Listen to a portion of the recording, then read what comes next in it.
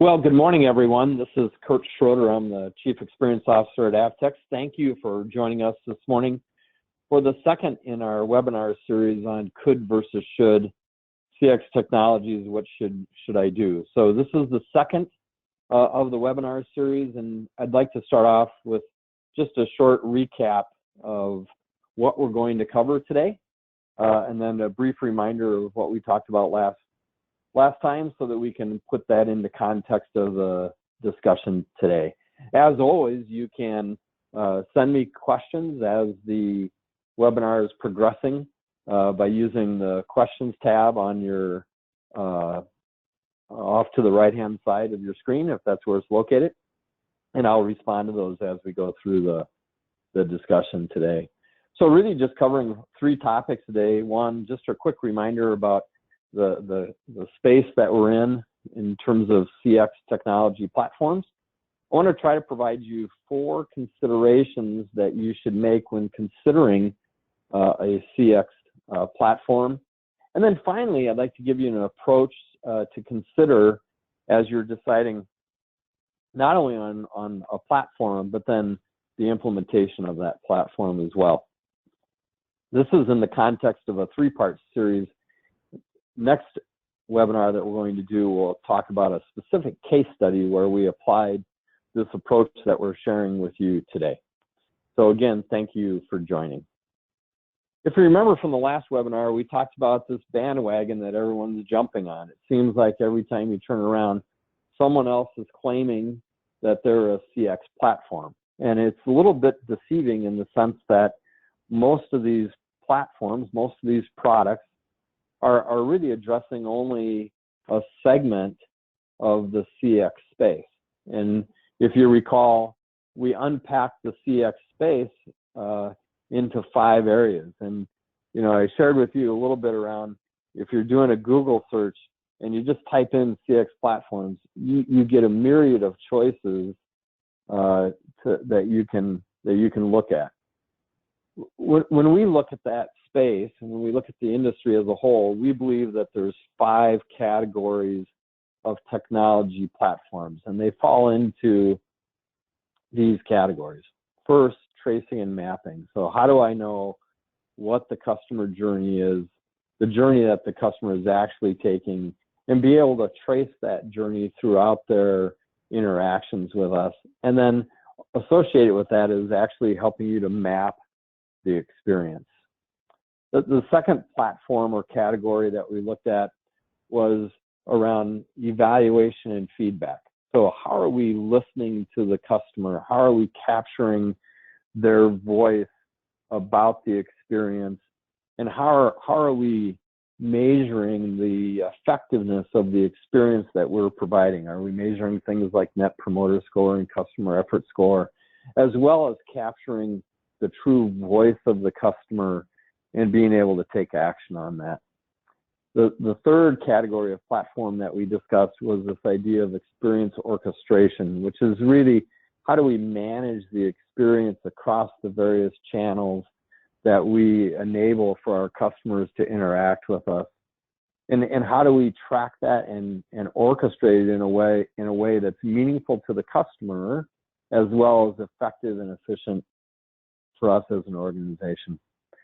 The fourth area or category that we talked about was customer management. Well, how are we collecting data about the customer so that we can use that in our marketing efforts, so that we can use that in personalization, so that we can use that in predictability, so that we can really use that customer information to help manage the relationship better, more effectively, and render an experience that's going to be more meaningful. And then finally, customer experience analytics, the analysis of all of the data that we have about our customer, including their buying behavior, purchase decisions, likes and dislikes, and then trying to really make some sense out of that in a meaningful way. So those are if you recall, those are the 5 categories that we discussed.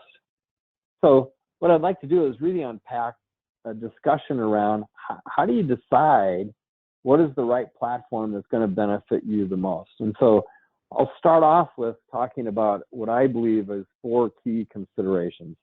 And the first consideration that you need to make is really looking internally and saying, what do you feel like you're missing the most? Where is either the rendering the experience or the collection of data, where do you feel like you've got the biggest gap in terms of what you're trying to accomplish? So is it just that you really don't have visibility to what the journey actually looks like, that you're not able to see and understand clearly what customers are going through? Is it that you're lacking meaningful customer feedback about their experience, that you really don't understand? Maybe you're getting some rudimentary customer satisfaction feedback, but you're really not hearing the voice of the customer. You're not really able to take action on that because the data that you're collecting maybe not be as meaningful as you want it to be. Is what you're lacking really around omni-channel integration and orchestration, that you're really still in that multi-channel world where you're offering email, you're offering digital platforms, you're offering mobile, you're offering these various channels, but they're really not orchestrated and integrated to the level that they should be. You're still looking at those interactions as singular touch points versus a touch point that is a part of an overall experience, and being able to orchestrate that in a way that's true omni-channel, so you can see how the customer is fluidly moving from one channel to the next. Is it just that you don't understand how your customers are interacting with you, when they're interacting with you, the data that they're giving you, and being able to have that in a repository that is easily accessible by anyone who is touching the customer? And so you know just as much about the customer as they do. We hear from our clients many times that their customers, end up telling them what they have done with that particular organization, and just having that customer knowledge available and organized in a way that we can at any given time understand who the customer is, what their value is to us, what their needs are, what their past history has been with us, becomes important. Or finally, are you just lacking that deep analysis of the economics of the experience? Do we really understand when we're rendering the experience that we are, what is the economic impact to that? So the first question is, what are you really lacking the most? What area do you feel like you have the greatest deficiency in? The second consideration is really one around effort. Where are you creating the most external effort? We know from research that was done by the corporate executive board that this idea of effort score is a leading indicator of loyalty. So, where are you creating the most effort for your customers? Is it an issue of them really trying to get to know you and understand what your value is, what you offer? Is it just hard to do business with you? Is it hard just to place an order? Is it hard to get service from you? Or is it really around knowing what they've done with you? So where are you creating the most external effort for your customers? So that's another consideration to make. And if that level of effort that you're creating for your customers is high, then that may lead you to a different decision around what kind of platform you should be investing in. The third consideration that's important to make is, where are you creating the most internal effort? Because if we raise the internal effort for our team members and our staff members to meet the customer's needs, then most of the time those needs are either going to be partially met, not met at all, or just frankly meeting the customer's basic needs. And so is it hard for us to meet the customer's basic needs? Are we creating so much effort for our staff just to answer simple questions? Are we creating so much effort for our staff just to be knowledgeable about our products, about our value, about the functionality that we deliver, that it becomes hard to answer customers' basic questions? Or is it really, how do we keep up with the changing customer expectations?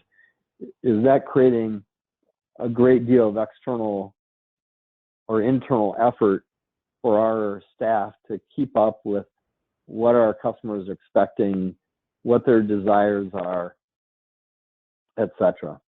The other thing is, you know, how hard is it for our staff to make it effortless for the customer? It's what's happening behind the scenes. Is an easy and effortless experience for the customer, but behind the scenes, it's creating more and more effort and tension and stress for our team members, and it's creating more and more investment on our part just to make it an effortless experience. And then finally, are we creating effort around knowing what the customer has done with us and understanding how to distribute that to the various frontline team members or those that are supporting the frontline team members? And so the third consideration is really around where are we creating more internal effort than necessary? And then finally, you know, what is the market dynamics is another consideration that should lead you to a decision around what kind of platform you might want to consider. And so the first one is really around customer base. If your customer base is small and very, very defined versus is it large and undefined?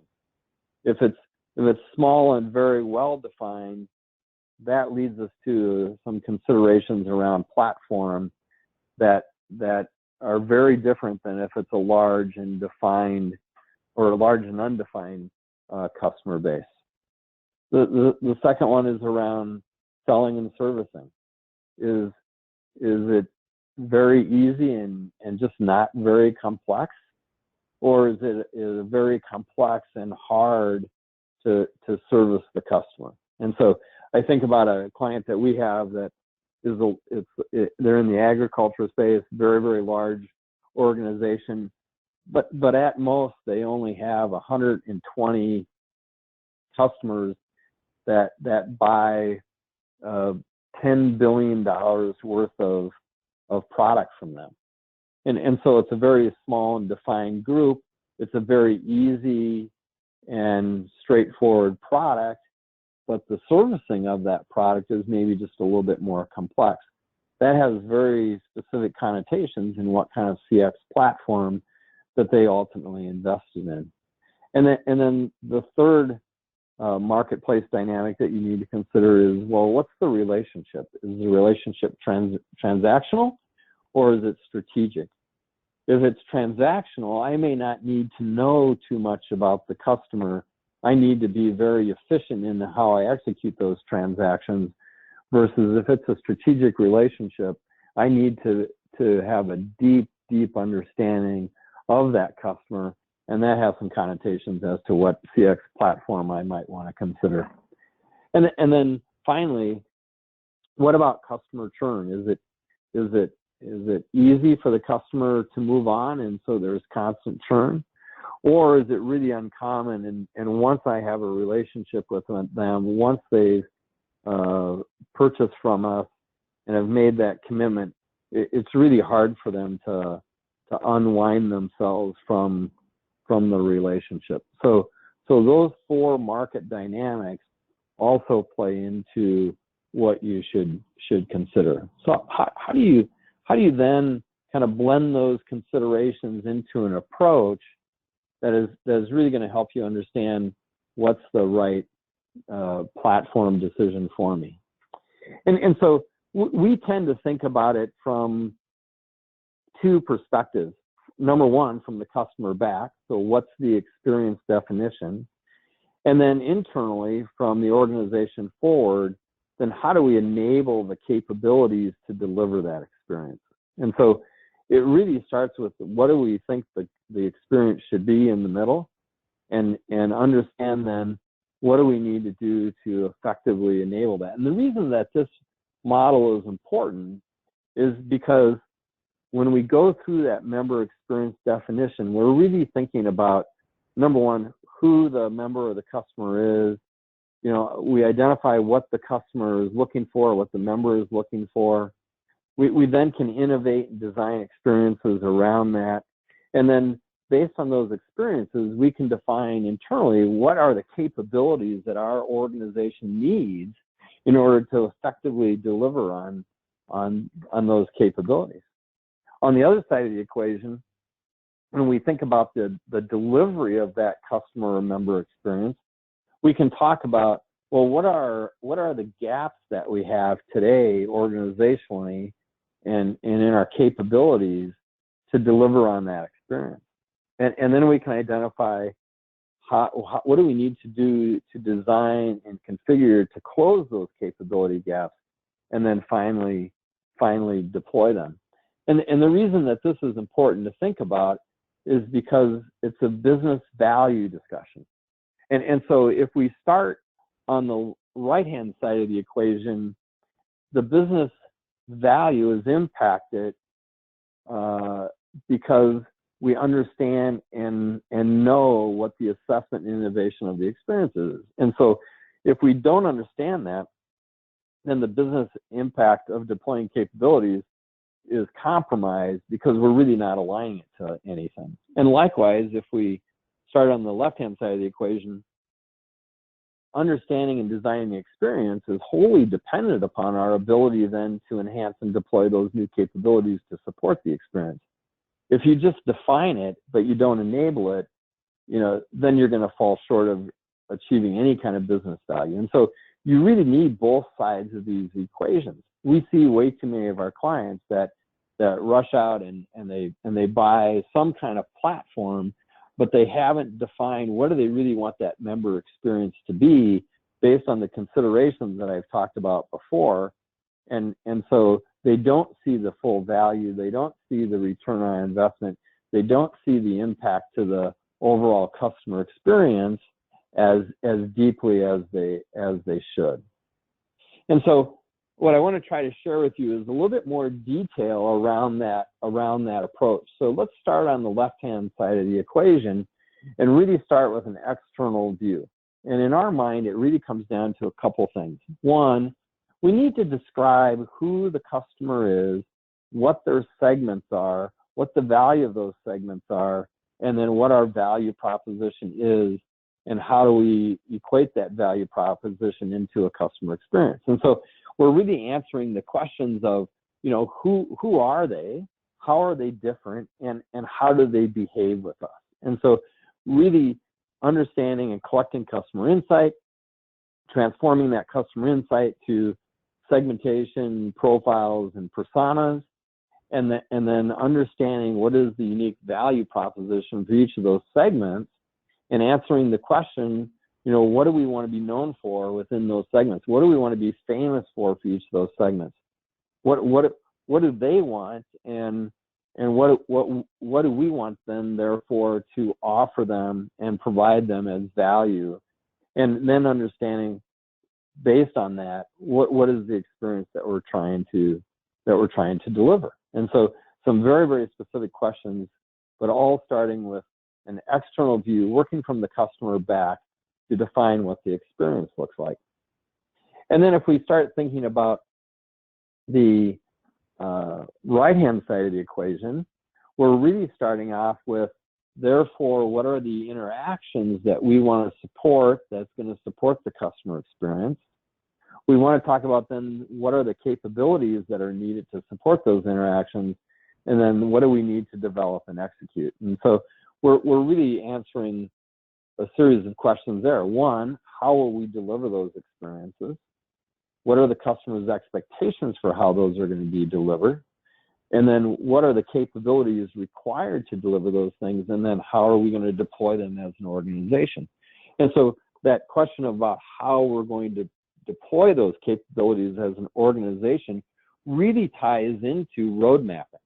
There's, this idea of what are you going to do now, what are you going to do next, and what are you going to do later becomes very important in deciding how those capabilities are going to be deployed. And so you can see that there's two sides of this equation on this approach that both work in towards the middle to provide and deliver the customer experience.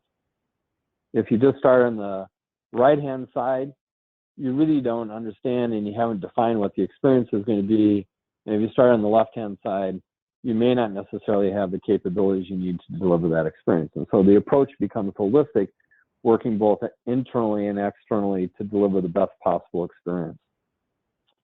There's a variety of tools and methods that are in support of this approach, and many of them that you probably use today. And so as we work from left to right, things like research, whether it's voice of customer research, ethnographic research, things like customer segmentation, and even understanding, how mature we are in delivering experiences and the kind of experience that we're delivering today.